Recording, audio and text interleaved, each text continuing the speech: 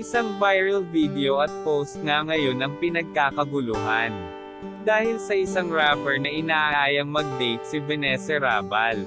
Ang tinutukoy nga ba nito ay skustekli na babaero at hindi na nakontento sa iisa. Welcome to Sikat Story. Isang viral video at post nga ngayon ang pinagkakaguluhan. Dahil sa isang rapper na inaayang mag-date si Vanessa Rabal. Ang tinutukoy nga ba nito ay skustekli na babaero at hindi na nakontento sa iisa. Sabi nga ni Vanessa ay ayaw niya ng issue at kung gusto mong mag-unwind ay mag-isa ka. Sa kadagdag pa niya na gusto lang daw na rapper na makatira ng Rabal. Ayaw rin niya sa taong infected na ng virus.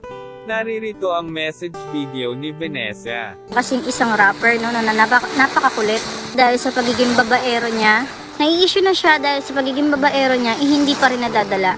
Alam mo, Ngayon nga lang Webes ng umaga ay sumagot na si Skastekli. Dahil sa siya mismo ang pinariringgan ni Vanessa. Ang sabi ni Skastekli Miss Vanessa Rabal. I have seen your posts circulating online and netizens have been linking them to me. To be fair to everyone meaning you, me, and ang mga marites ng social media na nakaabang paki-reveal nga kung sinong kachat mo dyan. I'll be waiting. Yan post ni Skastekli na hindi naman talaga siya yung pinatatamaan ni Vanessa. Kaya confident siya na i-reveal na ni Vanessa. Comment kayo kung totoo ba ito. Yan lang ang chika. Halina't mag-like, share and subscribe. Thank you.